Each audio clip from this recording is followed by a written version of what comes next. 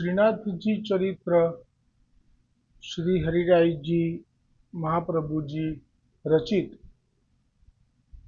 गई काले એટલે કે 4 દિવસ પહેલા છેલ્લો પ્રસંગ ત્યાં સુધી આવ્યો હતો કે શ્રીનાથજીને નાથ દ્વારા ગોવર્ધન પર્વત ઉપર કોઈ સોનાની નવી નાની નાની કટોરી ભેટ ધરી ગયું હશે અને જેમ નાના બાળકને કોઈ વસ્તુ નવું વાસણ કે નવી વસ્તુ આવે તો એમાં જ લેવાની તાલાવેલી લાગે એવી રીતે ગોવર્ધનનાથજી પણ પુષ્ટિ માર્ગમાં બાલ સ્વરૂપે શિવાનો આજ્ઞા છે. પછી ભલે વિરુદ્ધ ધર્માશ્રય કરીને બધા સુખ આપે છે પણ મૂળ બાળક સ્વરૂપ છે. એટલે તાલાવેલી થઈ અને એક સમયે જ્યાં નરો રસોઈ કરી રહી હતી, કેમ કે નરોને જે સમય છે એ ખબર છે ગોવર્ધનનાથજીને દૂધનો નેગ ધરવાનો, પણ સમયે એ આવી ગયા પ્રભુ અને તે રસોઈ કરી રહેલી એટલે તે વખતે થોડી આનાકાની કરી પણ પ્રભુ રીસાયા તો નરોનો જીવ કપાયો.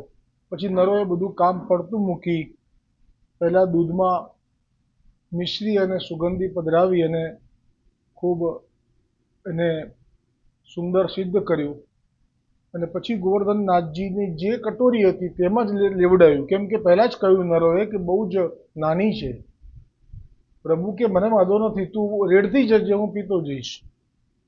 અને એવી રીતે દૂધ લેવડાવ્યું. એ પછી જે પ્રસંગ છે એ આગળ આવશે. દૂધ આરોગ્યા પછી પ્રભુ બોલ્યા, હવે હું જઈશ. એવું કહી અને નરોની જે ઓઢણી હતી, વસ્ત્ર, એનાથી મુખ પહોંચી લીધું અને પ્રભુ જવા તૈયાર થયા. ત્યાં નરોએ પૂછ્યું, હવે ક્યાં જાય છે? તો પ્રભુ બોલ્યા કે તે પૂછ્યું તો હવે કહેવું પડશે. પેલી ચતુરાને ત્યાં, કારણ કે હવે પછીની જે લીલા છે એ ચતુરા નાગા જે પેલા મહંત છે જેના માટે પુષ્ટિ માર્ગમાં કહેવાય છે કે તે દિવસથી તે તિથિએ જે તિથિએ કંટોલાનું શાક અને શીરો આરોગ્ય હતા. કંટોલા એટલે કંકોડા, ત્યારથી કંકોડા તેરસ એ પુષ્ટિ માર્ગમાં એક ઉત્સવ અને દરેક ઘરે ઘરે વૈષ્ણવોને ત્યાં અને હવેલીમાં પણ એ જ ભોગ આવે છે. એ લીલા થવાની હતી.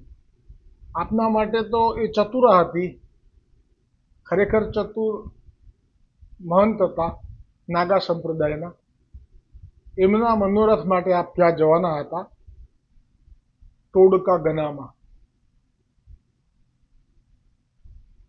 એટલે કહ્યું કે પેલી ચતુરાને ત્યાં, કારણ કે હવે પછીની લીલા ચતુરા નાગાને ત્યાં પાડા પર બિરાજી પધારશે.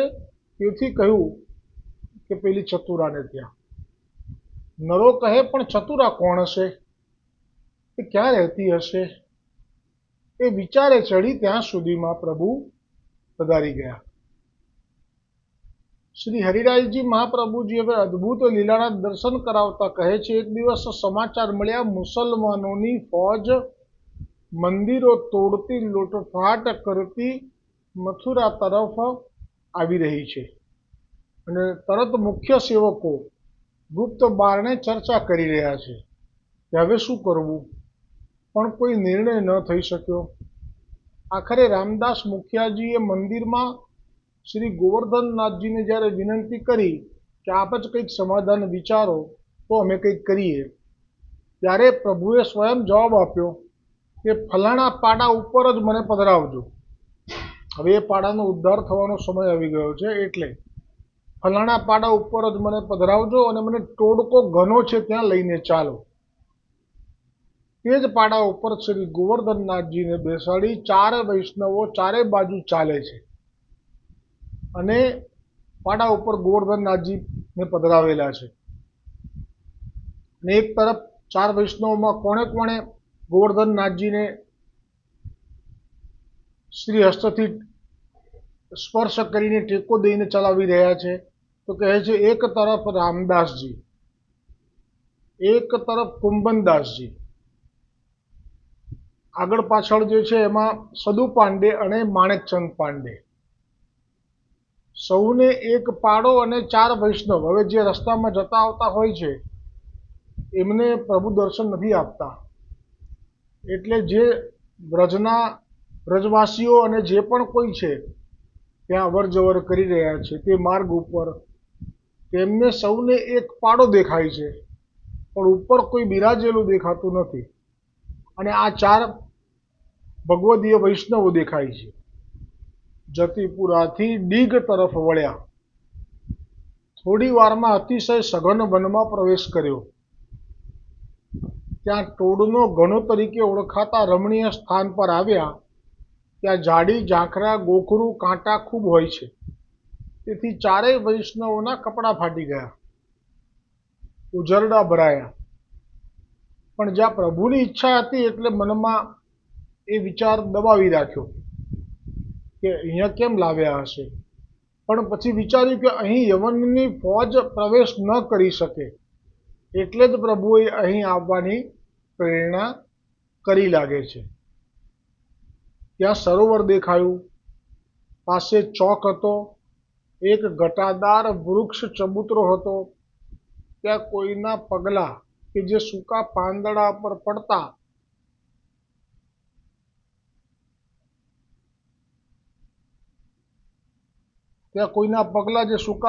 ઉપર પડતા ચમકીને આ 4 વૈષ્ણવો સાવધ થઈ ગયા. કેમ કે જે ભય હતો એ મુસ્લિમ ફોજ અને અમુક સિપાહીઓ ચારે બાજુ શોધતા હોય કે આવું કંઈ હોય તો નાશ કરીને જવાની આજ્ઞા છે, એટલે અહીંયા તો નથી આવી ગયા ને. કેમ કે સૂકા પાંદડા ઉપર કોઈનો પગ પડે તો અવાજ તો આવે. ત્યારે એક ગુફામાંથી ચતુરા નાગા સંપ્રદાયના મહંત, એમનું નામ જ ચતુરાનન, બહાર આવ્યા અને પાડા પર બિરાજેલા શ્રીનાથજી બાવાની તરફ ભાવભર્યા દર્શન, દંડવત અને જયઘોષ કર્યો.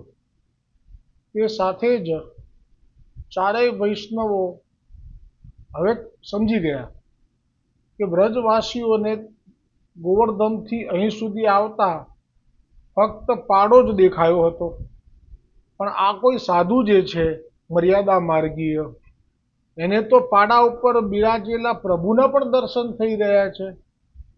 તો આ લીલા પ્રભુની ઈચ્છાથી થઈ લાગે છે. કેમ કે આપ સર્વોદ્ધારક સ્વરૂપે પણ બિરાજી રહ્યા છો મંદિર ઉપર. જ્યારે આ મંદિરનો નકશો સિદ્ધ કરવાનો આવ્યો હતો, પૂર્ણમલ શેઠ અને એની બાજુમાં હીરામણી મિસ્ત્રી, એમને બંનેને ગોવર્ધનનાથજી આજ્ઞા કરીને બોલાવ્યા હતા. એકની પાસેથી દ્રવ્યથી મંદિર સિદ્ધ કરાવવા અને બીજાને હવેલીનો નકશો સિદ્ધ કરાવવા. બંને વૈષ્ણવ પૂર્ણમલ પાછળથી થયા, હીરામણી તો હતા જ. તો હીરામણીને નકશાના જે આજ્ઞા કરી એમાં હવેલી રીતે આજ્ઞા કરી હતી, કારણ કે નંદાલયનો ભાવ છે. આ પૂર્ણ પુરુષોત્તમ નંદાલયમાં વાસ કરે છે, એટલે જ પુષ્ટિ માર્ગમાં મહાપ્રભુજીના આજ્ઞા પ્રમાણે નંદાલયના ભાવનાથી સેવા થાય છે. ત્યાં ઠાકોરજીને નંદ ભવનમાં જે રીતે સુખ આપવામાં આવે છે એ ભાવથી ત્યાં જમનાજીની જારીજી આવે છે. આપને પ્રિય વ્રજના મોર, પોપટ, હાથી અને જે પણ કંઈ સાહિત્ય સામગ્રી આવે છે એ પણ વ્રજ લીલા સંબંધી આવે છે. પરંતુ આ જે નકશો સિદ્ધ કર્યો ત્યારે નકશામાં જાતે જ ઘુમ્મટ અને ધ્વજાજી થઈ ગયા. એ હિસાબે મહાપ્રભુજીએ ટોક્યા હીરામણીને તે વખતે, પણ હીરામણી કે હું એવું નથી કરતો, હું તો આપે કહ્યું એવું જ કરું છું. પછી વલ્લભને લાગ્યું કે ક્યાંક કંઈક પ્રભુની ઈચ્છા હશે, એટલે વલ્લભે પૂછ્યું કે તું અમારી સામે કર. પછી જ્યારે સામે કર્યું ત્યારે જાતે જ રેખાઓ ફરવા લાગી, એટલે જો નંદાલય જેવું હતું તેને બદલે ઘુમ્મટ થયો અને એની ઉપર ધ્વજાજી થયા, જાતે થયા. આ રેખાઓ ફરી ગઈ.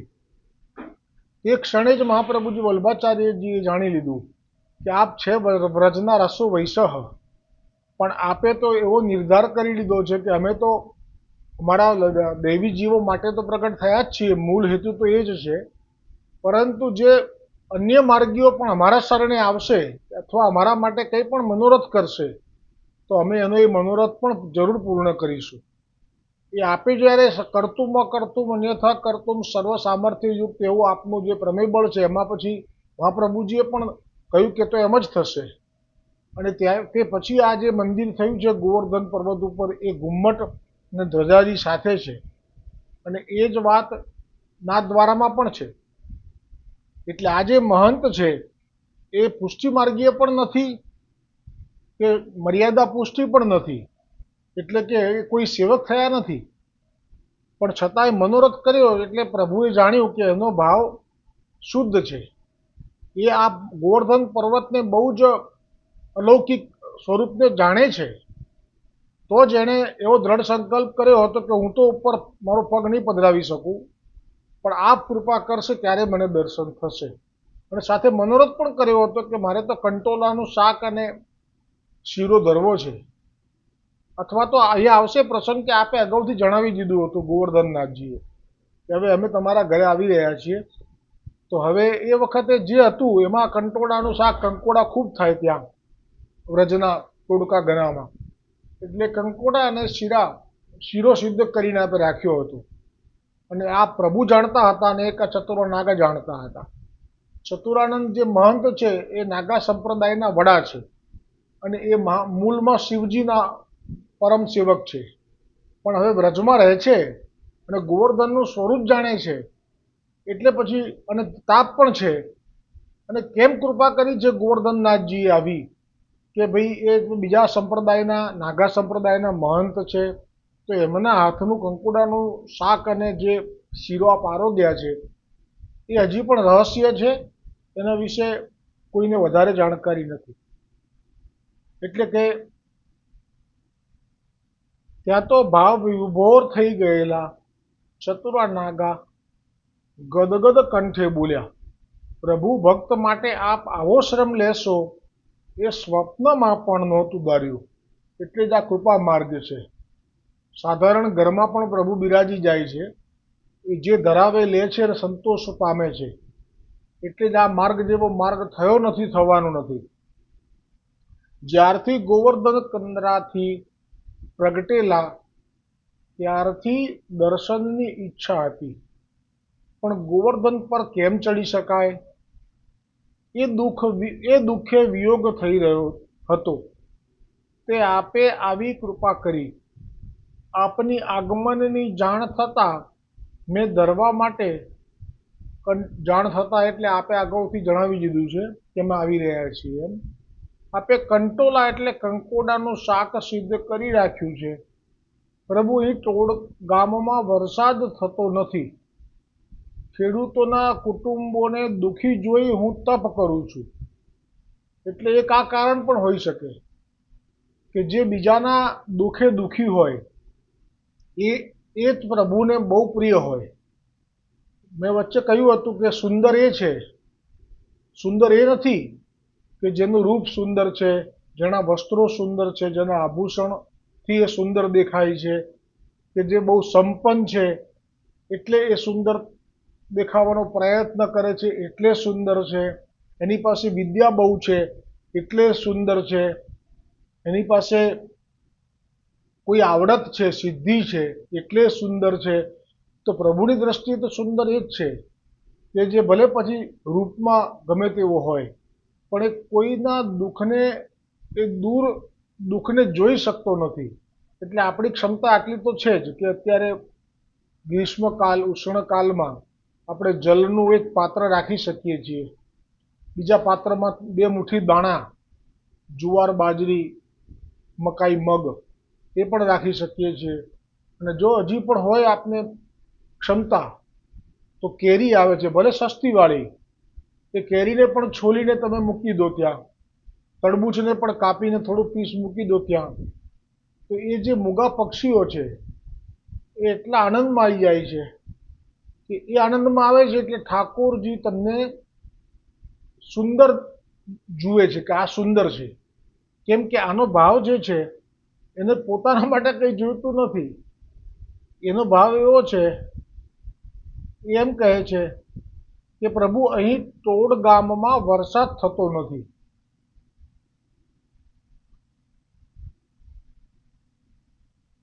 ખેડૂતોના કુટુંબોને દુઃખી જોઈ હું તપ કરું છું. એટલે ખેડૂતો આટલી મહેનત કરે અને પછી છેવટે કંઈ પાકે નહીં બીજ નાખ્યા પછી, તો એ જે રુદન છે એમનું દર્દ છે, રુદન તો ના કહેવાય પણ દર્દ છે, એ દેખાતું કે સહન નથી થતું. તો જ્યારે કોઈ પરોપકારી જીવ હોય એ કોઈનું દુઃખ સહન ના કરી શકે, તો એ પોતે શું કરી શકે? તો એ તપ કરી શકે. એ પોતે તપસ્વી છે, તો એ તપ કરી શકે. તો તપ કર્યા છતાં પણ કંઈ વરસાદ પડતો નથી. પ્રભુ કહે હવે કોઈ કષ્ટ નહીં પડે. બોલો ગોવર્ધનનાથ કી જય હો. જેમ પેલા ગુસાઈજી પાસે અસારવાની બેઠકમાં કોઈએ ફરિયાદ કરેલી કે આ ભાઈલા કોઠારીની બેન સાથે આવું, પછી તો હકીમે મોકલ્યો, એ નેપાળી હતો, પણ એણે ગુસાઈજીના દર્શન થયા અને વાત થઈ એટલે ખબર પડી કે આ તો ઈશ્વર છે. એટલે એણે એનો મનોરથ એવો હતો કે એને ત્યાં વરસાદ નહોતો પડ્યો 3 વર્ષથી ધોળકામાં. અને એ વખતે ગુસાઈજી પાસે માગ્યું કે જો વરસાદ પડી જાય તો કૃપા થઈ જાય. તો એટલો વરસાદ પડ્યો 3 વર્ષમાં નહોતો પડ્યો ને કે ઘરે પણ માંડ માંડ પહોંચી શક્યો. તો ગોવર્ધનનાથજી કે હવે તમારે કોઈ કષ્ટ નહીં પડે. ચતુરાનંદ રાજી થયા, પ્રભુને પાડા પરથી નીચે ઉતરવા વિનંતી કરી, ચબૂતરા પર પધરાવ્યા. પ્રભુ અને રામદાસને આજ્ઞા કરી કે જે શીરો સાથે લઈ આવ્યા, હા ક્ષમા કરજો, શીરો ચતુરાનાગાએ સિદ્ધ નથી કર્યો, એ તો આપ વૈષ્ણવોએ જો ઠાકોરજીને હવે આપ લઈને જઈ રહ્યા છે પેલા મુસ્લિમ ફોજથી બચવા, એટલે જ્યારે કંઈ પણ જોઈએ આપને લેવડાવવા માટે, ભોગ ધરવા માટે, એ શીરો હતો. એટલે ઠાકોરજીએ કહ્યું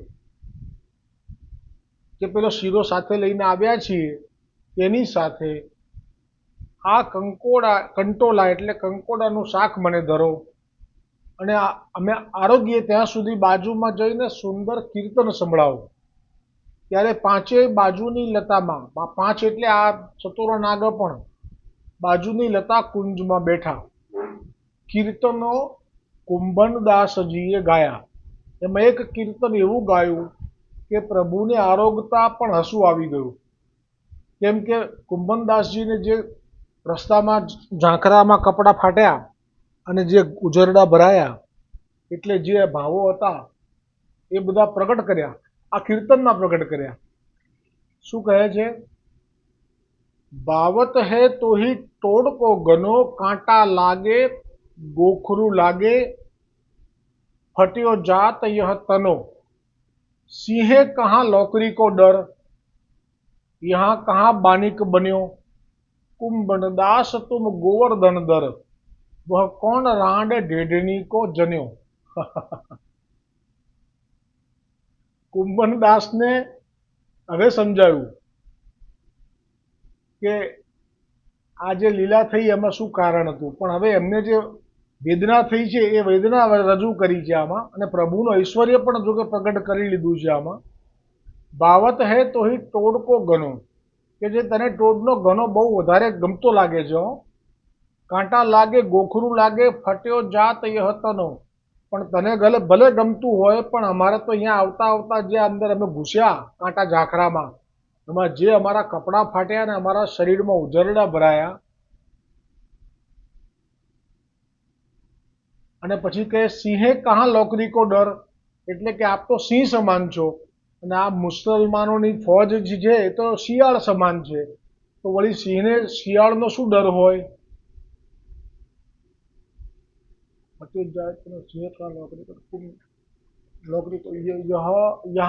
यह कहाँ बानिक बन्यो, कुंभनदास तुम गोवर्धन दर, वह कौन रांड ढेढनी को जन्यो.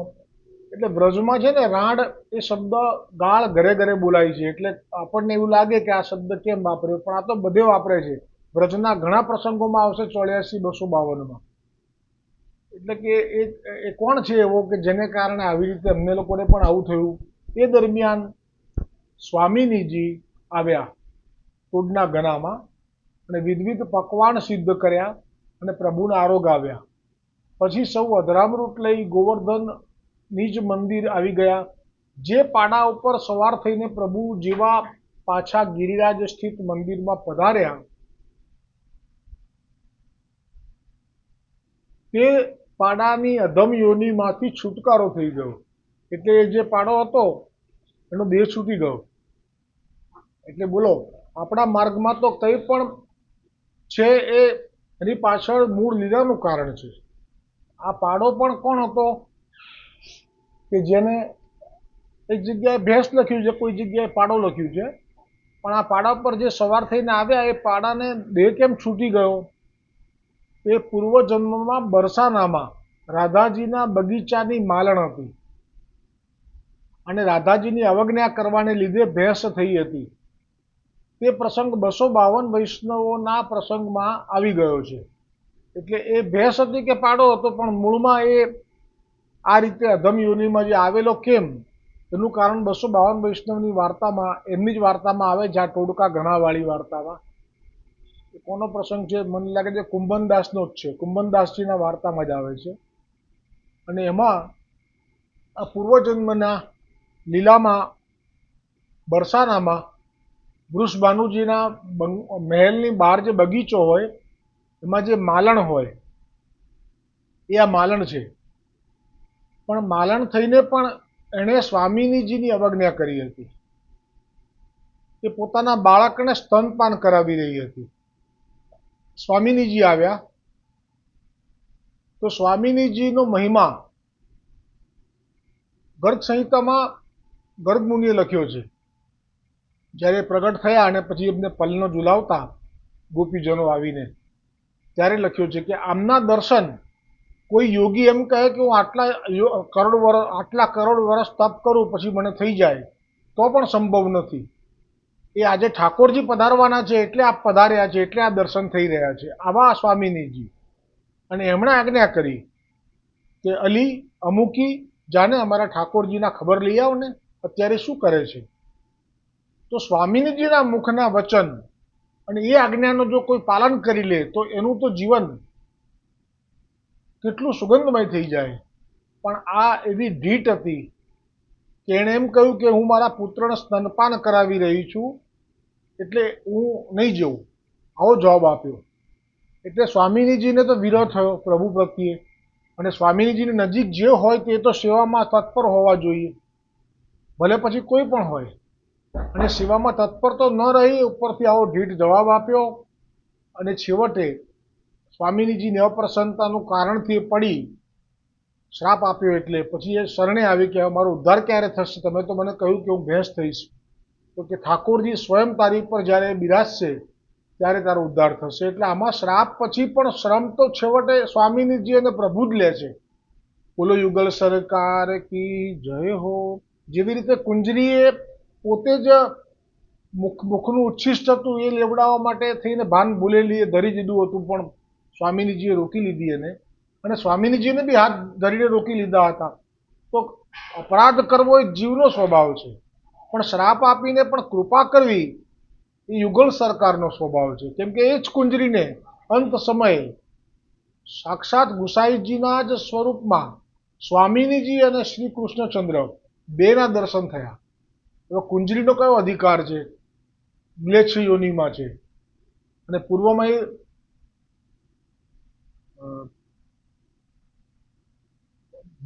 ભીલ સ્ત્રીઓ જે હતી પુલિંદિનીજી, એ યુથની છે.